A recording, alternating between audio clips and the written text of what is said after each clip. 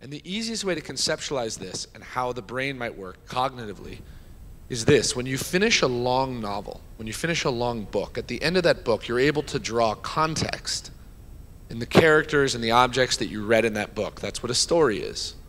And somehow in your mind, we don't really know how, we can map that all together and you can draw on that. It used to be that when we built models, they thought in straight lines. So they would read a paragraph and then they would read another paragraph and they would try to build a relationship in that linear sense. And there's a reason that AI was largely ineffective in terms of writing for so long. Well, the modern transformer pushed us forward in tremendous ways because it basically said that we should start thinking about content in parallel. And the parallelization of data is what made the models so much more effective. Another thing is happening that's really important. The cost of these models is coming way down. So when OpenAI launched GPT-3 in late 2020, GPT-3 was fine. Well, I thought it was amazing, but the market wasn't super excited about its performance and its potential. In particular, it was really expensive. Certainly on a commercial basis, it didn't make sense to use. And actually, it turns out that very few people used it. It was just interesting from a research standpoint. Well, when GPT 3.5 came out, by that time, GPT-3 was one-tenth of the cost. And when GPT-4 came out, GPT-3 was 1/100th of the cost. So the cost of these models is coming down so far, so fast, that the commercial viability and the commercial availability is exploding. And this is really important because it's why you're going to see so much AI embedded in the tools and products that you use every day. The effective rate, the effective cost is becoming closer and closer to zero. Now, of course, this asymptotes. Nothing is free in this world. But the exciting thing here and the thing to take away is that the cost of the models at this point is defying Moore's law. The cost and the performance are not related. And that's really exciting when you think about the future. A lot of people are concerned about this idea of monolithic or technological hegemony. I think that us proving that we can make these models more efficient to run basically allays the fear that one company will rule them all. We'll talk more about open source in a second. Another thing that's happening is the hardware cost is coming down. Now that doesn't mean on a per GPU basis, but it means on a compute power basis.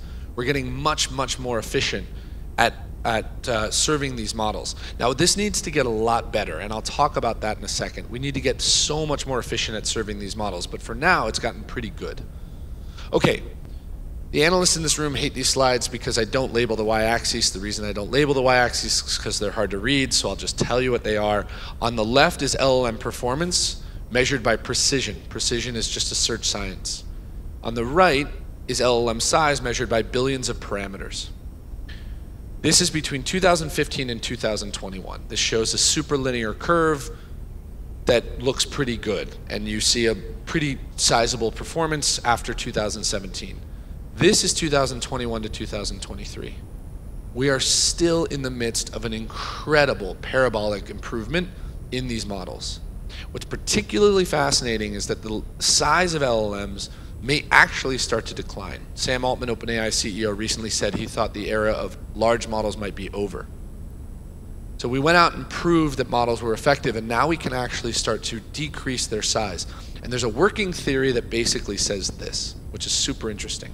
There's a paper recently published that argues if you take a brilliant person and you throw a textbook at them and you say, go learn this subject, go master this subject, and you take that same person and you expose them to a master in that subject who teaches them theory and concepts, what are they more likely to succeed with? Well, anecdotally, we know that teaching someone theory and concepts of a complex subject is a much more effective way to help them come up to speed on a complex subject versus a textbook. We're learning this in early child development. There's a working theory that basically says we can build large models the same way. We can take a brilliant baseline model and teach it really, really high-value core complex concepts. And then it can master those concepts using theory instead of a big data set. Now, if you extrapolate this far enough, what you can start to imagine is a world where these models get smaller and smaller in size, And that matters for a lot of reasons, not least of which is they get much faster and much less expensive. So you can imagine a world where GPT-4 or GPT-5 can run on a CPU, disconnected from the internet. That's fascinating and super important in starting to extrapolate where the future might go. Speaking of which, this is a philosophical journey, and I said it before, I will say it again. I'm not asking you to believe everything I say. I'm asking you to suspend some disbelief and start to think about where AI might be able to take us. First of all, the future is going to unfold so much faster than the past. So much faster. And I say this with a little bit of caution for everyone in this room, which is if you think ChatGPT caught you by surprise, I would say strap in. It's going to get pretty weird pretty quickly. Now that's not to say that it will get upsetting. It's not to say that it will get scary, but it is to say that whatever we've adjusted to as a species in terms of the time it takes for history to unfold is about to reset fundamentally. I think that AI is going to become a utility, much like the internet or the power grid. I think it's going to become a layer of infrastructure that lives at a core of society. I think this for a lot of reasons, but namely, it seems almost obvious that it will follow the journey of the internet. We can talk more about this in a second. I think that there are 4 phases to how AI is going to roll out. And this is, this is pretty core to basically how I believe the future will unfold. And the phase that we're in today is called the enhanced application phase. And it's pretty simple, it works like this. If you want to use AI, or if your parents call you and say, how do I use AI? You say, look, download ChatGPT or download another app, open it on your phone and use it, close the app, put it away. You've used AI, congratulations. I mean, hopefully it's made your life better. That's pretty inefficient, but that's how we use AI today. And it comports to the world that we know. We know how the desktop works, we know how the iPhone works, we know how to navigate applications. But I think it's pretty inefficient. Phase 2 is much more interesting and also doesn't require massive change, and that's an agent-based world. In the agent-based world, which is proving scientifically possible right now, if you're reading the papers, right now we are proving that LLM-powered agents are effective and can work. So I'm here to say that they will be adopted. An agent world basically says this: instead of you controlling your applications, an LLM-powered agent would. So I might say, hey, look, I'm having a great time in Malaysia. I don't want to go home tomorrow. I want to go home on Wednesday. And I'd say to my phone, theoretically, help me get home on Wednesday. A lot of things need to happen. My hotel needs to change, my flight needs to change, my dog walker needs to be called to my home, my car needs to be rescheduled. All of that would normally have to happen inside of an app or multiple apps.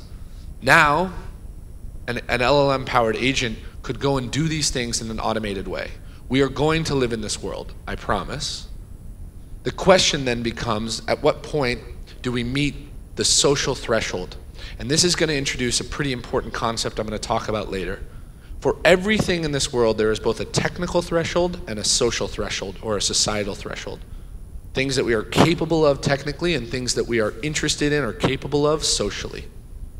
And phase 2 is going to be basically dependent on a social threshold. At what point are you comfortable with an AI-powered agent planning your vacation? That's an interesting thought experiment that I would encourage you all to sit with. Phase 3 is much harder to imagine because it basically requires an update to the fundamental infrastructure. Now, I make a pretty simple argument that I think that the phone and the computer are almost already antiquated, given the AI world that we're about to live in. I think there's a good argument to be made that no one in this room will use an iPhone 21. Hardware takes a little longer to update, but I think 20 will be the last year that Apple makes a traditional iPhone. Why do I think this? I basically think we're moving to a natural language world. I think that navigating apps and using apps is largely inefficient, and that you should basically be able to speak to the devices that support your life. It is not unlikely, it is almost probable, that the world will move to embeddables and wearables, devices that sit and live on your person without a whole lot of bother, that you're able to communicate with. What's funny is if you go back and look at the smart glasses that Snap rolled out and other companies that sort of failed, I actually think that comports pretty well to a future we might live in. A device that can help you record your life, that you can speak to and work with automatically. It sort of does things for you in an operating system way. And the reason that this has to happen is because ultimately, I think the same way that, if I come to you and I say, hey, I have this really cool refrigerator and it connects to the electrical grid, you'd say, yeah, that's how refrigerators work. Well, I think that we're basically going to get to a place where if I say I have an AI-powered app, you go, yeah, that's how apps work. And the application layer is going to live on this AI operating system layer. And the fourth phase, by the way, is a little hard to explain, but it is AGI. And I think AGI will come probably in the next 10 years. And I don't know how this will work. I don't know. I can't tell you exactly how this will work. But I'm sure it will happen. And we are going to build technology that is so effective that it will help itself become more effective. And that flywheel is going to produce incredible outcomes, and we'll talk about those outcomes in a second. Okay, let's talk about the risks. I am very, very open about the risks. And the reason that I describe these risks is that I want to ground your fears in what I think are the categories of risk. I'm not here to say these aren't real, these are real. But too often I meet with people who say, is AI going to kill us all? Is AI going to take our jobs? And I say, why do you say these things? They say, I don't know, I read about it. I say, okay, let's have a conversation. So here's what I think are the 4 primary risks to AI, or to us vis-a-vis AI. And the first is, I think, the most threatening risk, and the scariest of all of them, and the one that I honestly hear the least, which is idiocracy.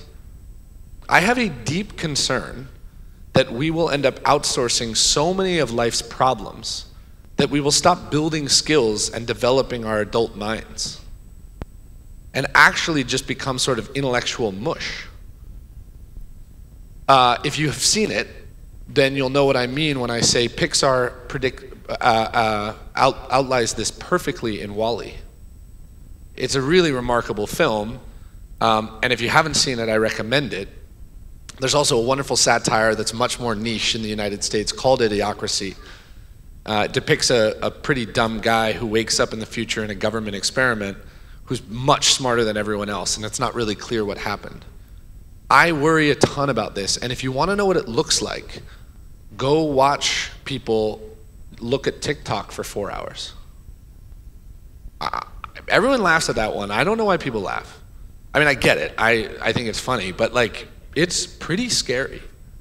And I think it's quite possible that we basically surrender ourselves to hyper-personalized content, and that the world gets so easy because we've outsourced so many of the problems that we wake up one day and we realize we haven't gained new skills as a civilization. It is true that hard times produce the most innovation. And a country like Malaysia that has reinvented its economy in the last 30 years knows this very well, right? It out-innovated its competitors out of necessity. I don't know that there will be necessity in the future to out-innovate. So this is my primary concern, and we can talk a little bit more about this later. The second concern is job displacement. I am here to say, and you can call me if I'm wrong, although please don't call me if I'm wrong, but I am here to say that I do not think job displacement is a risk.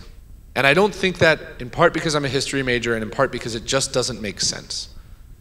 Every industrial revolution in human history has seen a 50% net increase in new jobs on the other side of it. 50% net increase in new jobs. Now, saying that to a mill worker in the middle of the Industrial Revolution wasn't a popular thing, right? It doesn't put food on their table. Saying that to a goldsmith in the middle of a currency revolution, that's not a popular thing. It is true that some jobs in the midst of an industrial revolution become obsolete, but on the whole, most jobs get much better, much safer, and worker satisfaction and job productivity goes way up. What I think is that we are actually facing something much greater and much more threatening, which is that if all of our jobs are constantly changing and we can't root ourselves in something like a job, then we will actually probably face an identity crisis, identity displacement. There is a very real risk that if your job changes every year or every 6 months, that you will start asking yourself, what did I go to school for? What did I study all these things for? What am I if not a computer scientist? What am I if not an accountant? Well, I'm basically here to say that I think you're much more than those things, and we'll talk about how I think you should future-proof yourselves and make yourselves resilient to the AI revolution. But when people talk about a job displacement issue, what they really mean, I think, is identity displacement. What will I be if my job changes? Food might still be on the table. What is my purpose in this world? The third risk I think we face is widespread misinformation. And look, I'm here to basically say this is going to happen. It's just going to be bad. And the only good news in all of this is that we have basically become so cynical as a result of the last decade of misinformation that we don't really trust the internet anymore anyways, right? At least in the United States, trust in media outlets has never been lower. Trust in institutions has never been worse. I think that's a shame. I think we need to rebuild that trust. I think we will. But for the time being, we have become very well adjusted to questioning the things that we read on the internet. And that's a good thing, because this is going to happen at an incredible clip. We are going to figure out pretty fast all of the really weird ways that bad actors can produce misinformation, disinformation, fraud, scams, etc. The good news here is that we're going to see an incredible battle of measures and countermeasures. And I'm here to remind you that on the whole, in the human experience, good actors win. That's why it's much better to be born today than at any other time in human history. That's a fact. That's really exciting. That's really good news. Because as bad actors might get, and as creative as they might get, good actors win. And they don't always win right away, but on the horizon, at some limit, we basically figure out how to combat all of the bad things. Everyone in this room has been emailed by a Nigerian prince. Everyone in this room has been emailed by their boss. I need you to wire me money instantly. It's super important. Phishing scams, etc. These things happen. Social engineering problems happen. But we figure out how to beat them. And this is going to be no different. It's just going to happen much faster. Okay, and the fourth is existentialism. And this is the one that I want to spend the most time on, because this is the one that really works people up. And my issue is not that existentialism isn't a threat. It is. It's a small threat, but it's still a threat. It's that people don't understand what they mean. The existentialism problem is this. It's the alignment problem. If I put this robot on the ground, having trained it to go get me a lunch, a meal at the coffee shop outside, I put it on the ground and I push the green button. I don't know, maybe it has wheels on it, and it scurries out and it gets me a coffee and it comes back. You know, I drink the coffee, it's delicious. We have no idea what happened outside those doors. And it could be chaos. People huddled in the corner, coffee spilled everywhere. The Malaysian SWAT team is on the way. That is the alignment problem. The alignment problem says, or asks the question, can we train a machine to care about the human experience? And it's not sufficient to say, can we train a machine to follow the rules? We break rules every day. That's part of being human.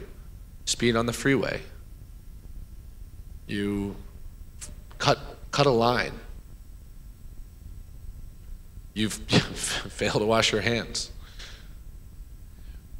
Rules are broken all the time.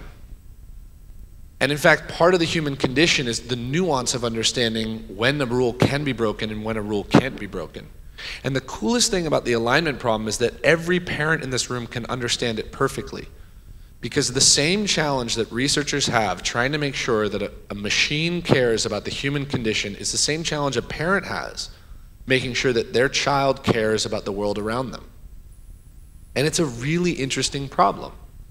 Because you want your child to be strong and brave and courageous, and you want them to be humble and curious and kind. Now the problem with the alignment problem with respect to AI is that we only get one shot. If we build misaligned AGI, it's going to be bad. And this is why people are so worried about it.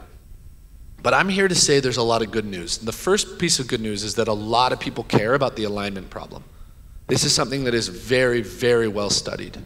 The second piece of good news is that we're doing quite a bit of really good work, and that most companies have set such incredible alignment thresholds that the models that you see today have actually been ready for production for over a year, which is generally true. And that in that time, alignment test after alignment test was conducted to make sure that there would be no malfeasance or malpractice behavior by the model itself. Now, I'm not saying this won't present itself again in history and that we won't have this conversation again, but I am saying that the next time you're sitting at a dinner table and someone says, is AI going to kill us all? You can frame the conversation around this idea, this core principle, which is if we train the model to care about the human experience, then like the children that we raise, they should be active and interesting and supportive participants in our society. And that is the most interesting way to frame what people talk about as the existentialism threat. Okay, there's another thing to talk about, which is technology does not necessarily beget progress. And what I mean by this is just because you invent something incredible does not mean that it will necessarily move the world forward. And there are a couple examples of this that I'll talk about. The first risk to AGI is the compute deficit. We just don't have enough compute right now. It's not close. And it's not like, hey, if Malaysia just comes online and builds a bunch more GPUs, we'll be there. No, we're off by like an order of magnitude right now. Now, the good news about the compute deficit and the energy deficit in a second is that we can science our way out of this problem. But as it stands currently, we need a lot more compute to train the next generation of models and to run inference on them, to actually process data through them. The second risk we face is an energy deficit. We are short on energy by also an order of magnitude, it turns out.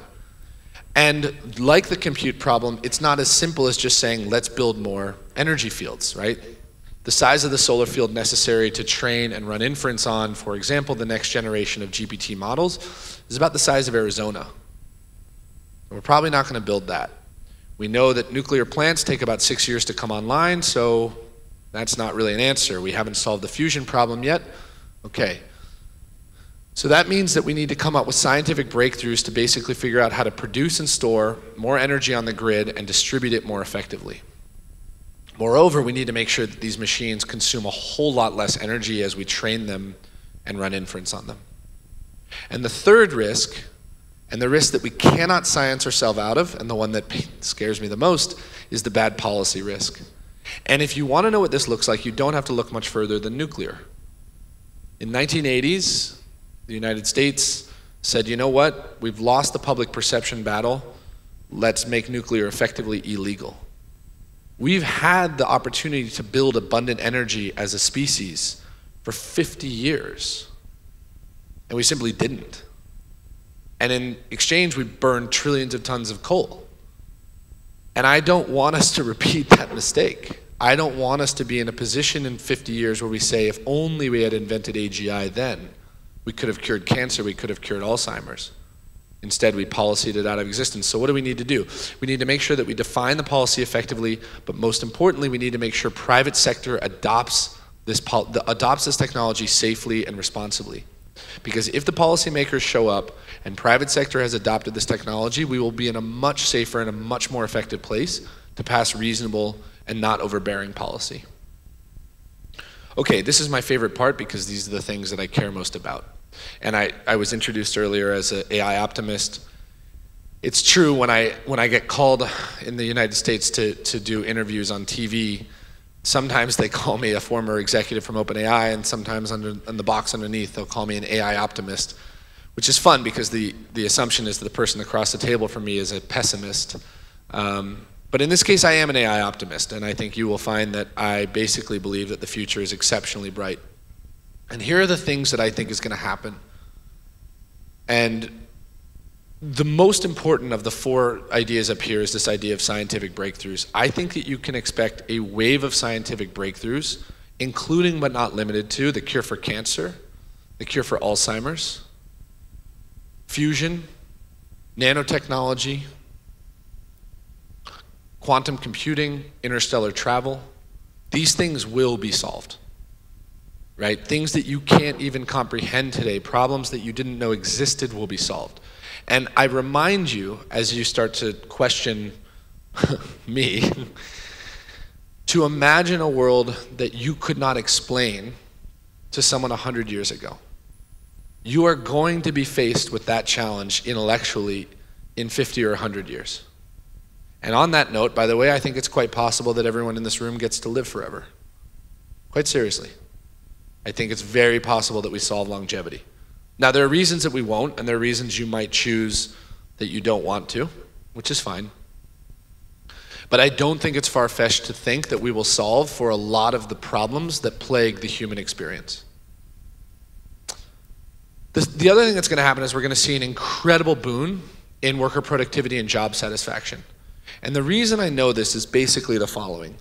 If you look at worker productivity, which has basically been flat since 1992, and you look at job satisfaction, which almost continues to decline year over year since 2007, what you note is the two most important trends are actually perfectly correlated, which is the rise in the computational craft. If I ask everyone in this room, what part of your job, what percentage of your job do you like? I would wager, having done this a lot, that it's less than 50% on average. And then if I ask you to describe the 50% of your job that you don't like, the common themes will be repetition, annoyance or bother, lack of value, right? And if you actually start to pick away at this, we all resent the same parts of our job, which is the computationally intensive parts, the parts that feel like a calculator should do it. Well, the good news is this is basically what AI wants to solve for. It's what we want AI to solve for. Computationally intensive work doesn't necessarily accrue value to your employers and almost certainly doesn't actually inspire you. And when you talk to people about the work that they want to do, it's the work that requires wisdom and vision and courage, qualities that AI can't bring to your job. The other thing that's true is that we can't possibly work more. We are overworked badly, and it's kind of terrifying, actually. We've created a world where we say, look, 50 hours a week, that's nothing. I work 70 hours a week, and it's almost a badge of pride in the United States. I don't know what it's like in Malaysia, but it's bad. How could we possibly work more? How could we squeeze more water from this stone? We can't. So then you ask people, okay, thought experiment, how many hours a week should we work? Well, 40 seems arbitrary. Why did we arrive there? I have a theory that our work week will drop to close to 20 or 30 hours a week. And I think there's a lot of reasons to believe this. In 1930, John Maynard Keynes, a really great American economist, wrote a paper that basically argued that in 100 years, we would see technology that our grandkids would experience technology, he was arguing at his time, that we couldn't comprehend, and they would achieve a 30-hour work week. It's amazing how prescient he is. I don't think he's wrong. The third is that I think luxuries are going to become staples. This is not a hard argument. This happens every time in every industrial revolution. The reason that there are so many cell phones in this room, the reason that you're all wearing nice suits, the reason that I can fly on a plane to get here, whereas 20 years ago, a cell phone was a very luxury commodity, a very luxury item. Fine suits were much less common. Flights were far more expensive. That's because of technology. And if you extrapolate that enough, it is not hard to imagine that exceptional luxuries, things like exceptional education, elite education, or great healthcare, won't become staples too. It is a blight on American society that we are so bad at education and healthcare. It's become a national and international joke. The reality is, I don't think it's hard to imagine a world where every child in the world has access to an AI-powered tutor that knows what they know and how they like to learn and can build customized lesson plans for them. I don't think it's impossible to imagine that every person on Earth will have access to an AI-powered concierge doctor that can help them plan their family and support them in emergencies and help them triage to the right doctor. And then you can extrapolate that.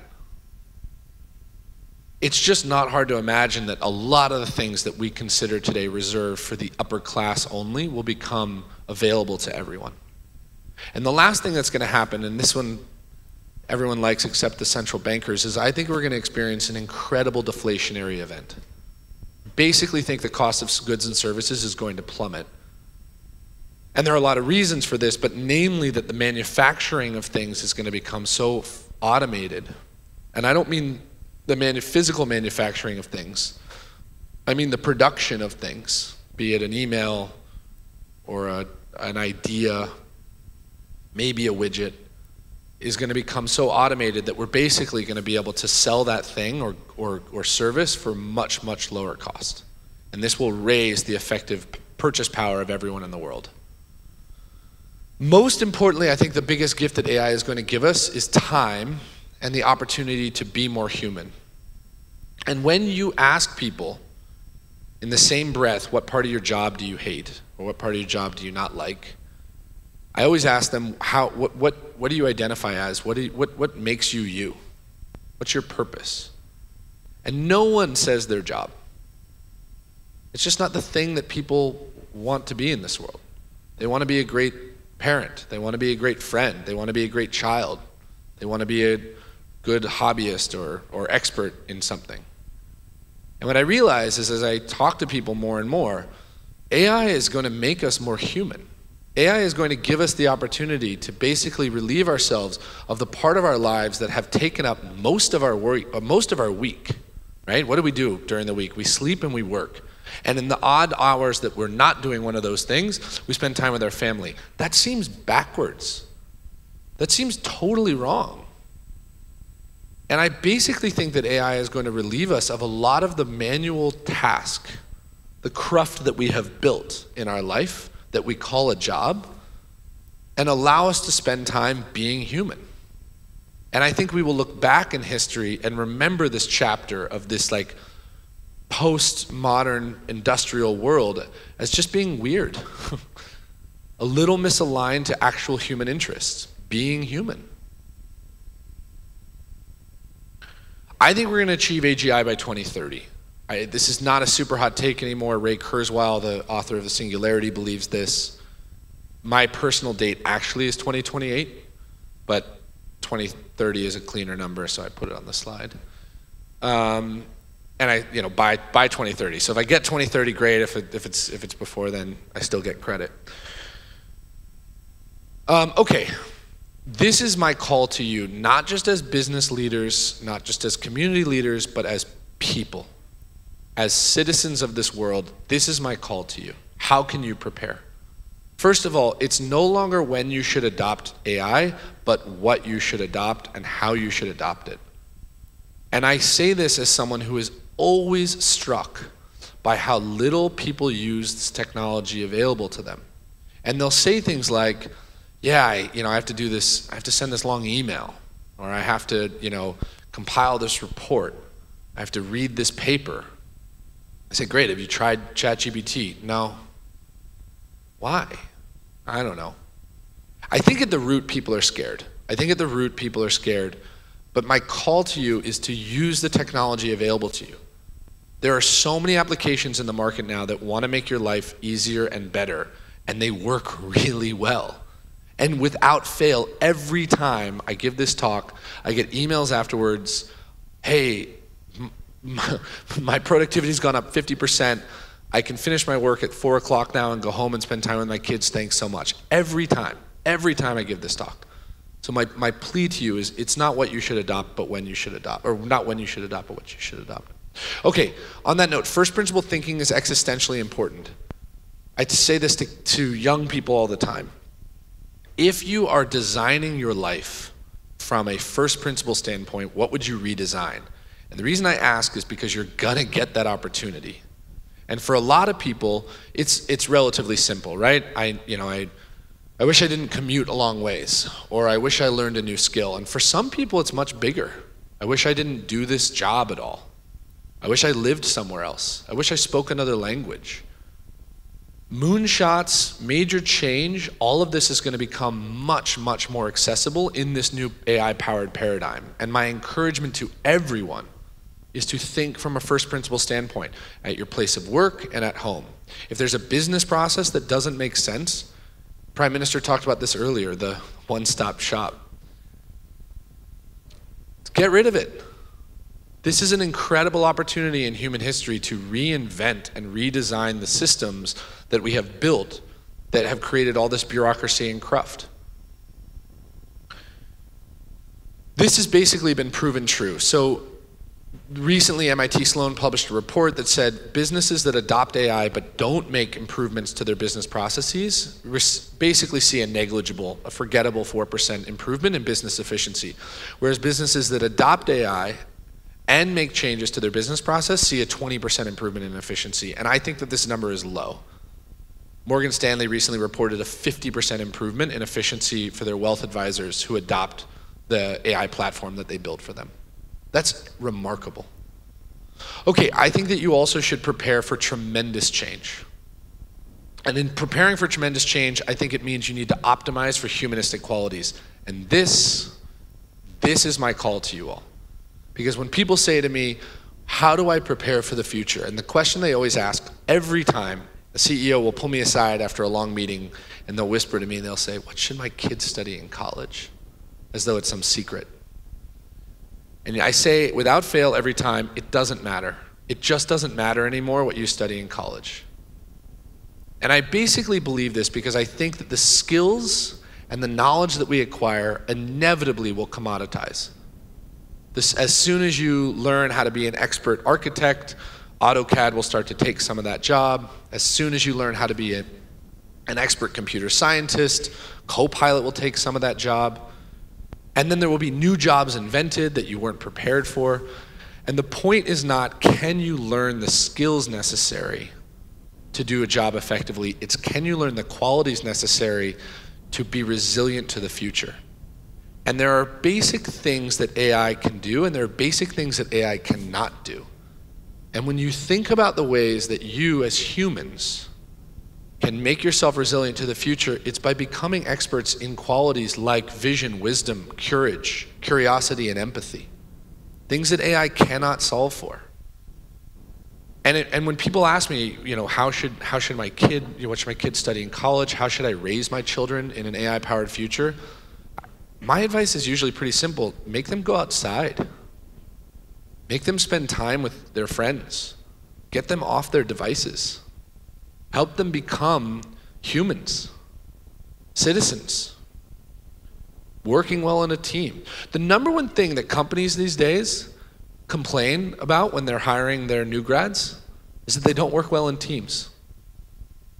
It's true, everyone talks about the need for more skilled labor, and immigration is a huge, huge problem in the United States right now. We just need more people. But as long as we're training the people we have, we should do a whole lot better at building teammates, people that actually want to work with others. And that's a really big problem right now, and I think that problem is only going to grow. The immutable qualities of being a human are what will define your and our collective success in the future. Because if we rely on our skills and our knowledge, we will commoditize ourselves with the AI's adoption. If we become much more grounded in our physical community, much more robust and resilient to change, much more grounded in an identity that isn't related to our jobs, we will thrive in a future that is constantly changing, that is relieving us of cruft, of operational overhead. That's the future that I'm really excited about. Lastly, the greatest gift that Hollywood has given to us is also some of the most tremendous poison. I love post-apocalyptic and dystopian films. They are so good. And the problem is they are poisoning our minds. It is so hard to find a film that anymore in Hollywood that doesn't depict a techno-apocalyptic future. And while it makes for great TV, it actually doesn't give us a really good idea of what the future might look like. And if anything, it might actually be it might be building this really bad self-fulfilling world where we manifest this ugly outcome. And so my challenge to you all, my encourage to everyone in this room, is as you go back to your places of work and you return home, to start describing a future where every child will have access to an AI-powered tutor, where everyone will have access to an AI-powered primary care physician.